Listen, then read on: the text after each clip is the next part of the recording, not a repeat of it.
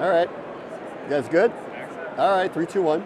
Welcome back to our continuing coverage from Radio Row at Super Bowl 60 with Panthers legend Jonathan Stewart. Good to see you. Good seeing you too. So we're Super Bowl 60. You were Super Bowl 50, right? So it's been 10 years. Getting old. Can you believe it? I can believe it because I've been living yearly, being reminded that I lost in the Super Bowl. But it's been fun though, watching and reminiscing.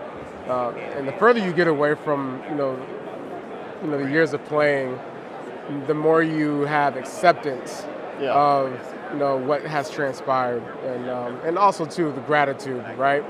Super grateful, and to be able to, especially this year, being able to have a full circle moment, being back in San Francisco where we played Super Bowl 50, and being able to score a touchdown in the Super Bowl.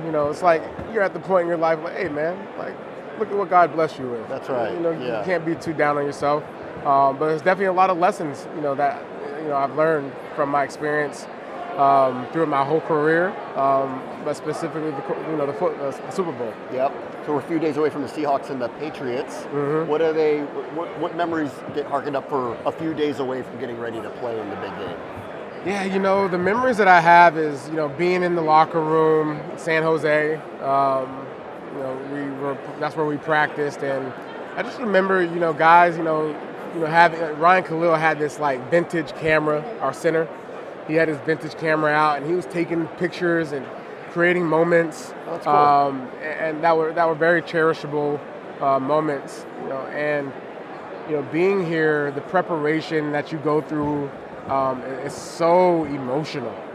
It's how do I maintain this composure for this long? It's a 2-week wait basically to go out there and perform. Yeah. And the nerves, the unexpected, and the want to, and you're just sitting there having to wait all this time, and then you get out there and you just don't lean into the execution the way you really are supposed to. Yeah.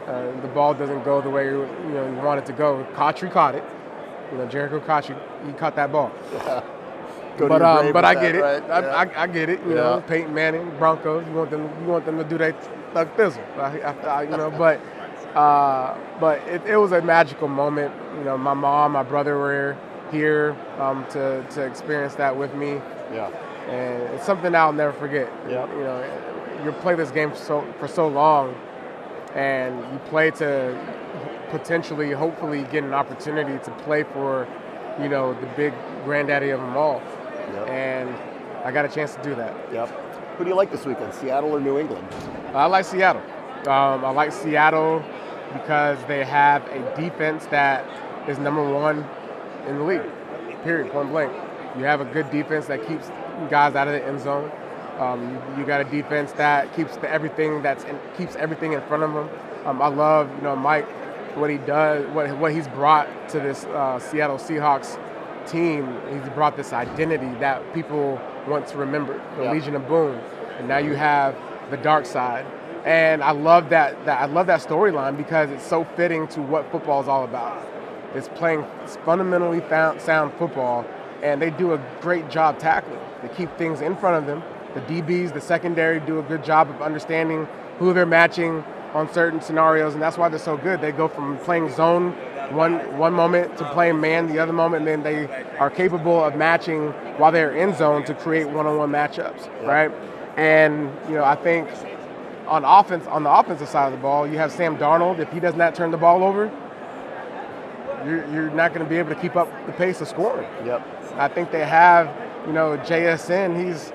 He's proven to be the best receiver in all of football, in my opinion, right now.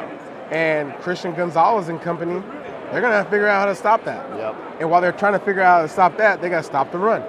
You got K9 back there, Walker, right? And he's a lone wolf. But when you have an opportunity for one game to be a lone wolf, that's dangerous. So that's interesting because you had a great duo, you and D'Angelo Williams, those years. And I thought the Charbonnet injury would be a big deal for them because they had shared the load, but Walker's getting this opportunity. It's a big deal for a whole season to have that 1-2 punch throughout a whole season because you have to stay healthy. How do you stay healthy? How do you get to the next game? There is no next game. This is the game, right? So now you can throw a little bit of, more. You can throw more eggs in one basket. You know what I'm saying? And the backup's going to be backup. He's going to be ready, right? Yeah. He'll get his moment, right? And I think he'll have a huge impact in this game as well. And you're saying Walker's relishing this too? Yes. They're going to lean on him. They're going to lean on him. This is not about X's and O's, man. Yeah. This is about who wants it more. Yeah. This is about grit. How do you control the game? How do you control the play clock? How do we extend drives? You extend drives, through, mixing it up, run pass, but they have thrived all season long on running the ball. Yep. Even when the yards per carry weren't up there, they still dialed the run. Yeah. Because it's part of their play action. It's part of their package. And so you talk about A.J. Barner, you get in the red zone, I guarantee you they're going to A.J. Barner. Yeah. Right? And you control the dynamics of the game by controlling the middle of the field.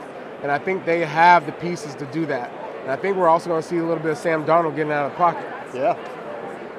All right, last thing. What are you doing now? What's daily life for you these days? Daily life is waking up, working out, taking care of that body, the temple that God gave me, golfing, take my kids to school, pick them up, hang out, play Barbies. I got 2 daughters. Shout out to Kaya and Nora. My wife is at home holding it down right now, doing an incredible job, as always. And then, the business side of things, I'm a partner now with Sentinel Grove, which is based out of Charlotte, North Carolina. My business partners and my mentors. I've joined alongside them, helping, with raising capital for, real estate developments. I've gotten into the private equity side of things, been connected with Next Legacy, which is, an effort that Ryan Neese has put together to create, pro athletes that are looking to get into the entrepreneurial spaces. He's provided access to that to be able to talk to CEOs in fintech, tech in general. And so I've been basically just getting water hosed since I've been retired in all these different spaces. That's cool. Yeah, and podcasting. Yeah. Talking sports, man. Very good. Love Jonathan Stewart. Yeah. Great seeing you. Thank you so much. Nice talking to you, Thank man. you. Yeah, nice talking to you.